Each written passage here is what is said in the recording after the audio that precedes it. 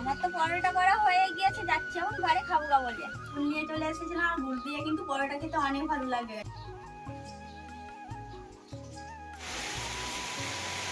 কিন্তু মিষ্টি বলছে, তোমরা তো দেখতে পেলে। আর আমি চাউমিন করে তো চলে এসেছিলাম উনুনে, তো তাই এখন চাউমিন খেয়ে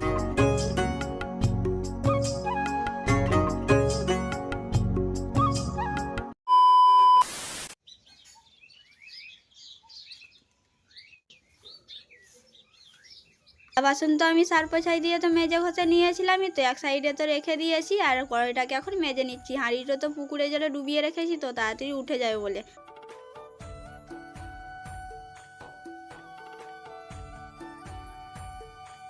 হাঁড়ি কড়াই তো পুকুরে জলে তো ধুয়ে নিয়েছিলামই, তো গুছিয়ে তো রেখে দিয়েছি এক সাইডে। আর নাতাটাকে এখন ভালো করে ধুয়ে নিচ্ছি।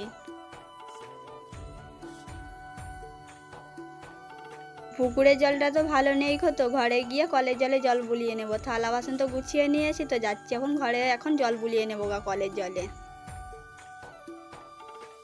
থালা বাসন তো ঘরে আমি জল বুলিয়ে নিয়েছিলাম তো কলের জলে। আর এইদিকে তো ধামাতে করে আর ঝুলাতে করে তো বোতল গুছিয়ে নিয়ে চলে এসেছিলাম কলেজে, বোতলে জল ভরবো বলে। সকালে তো বোতলে জল নিয়ে যাওয়া হয়নি ঘরে, তাই এতগুলো বোতল ফাঁকা হয়ে আছে।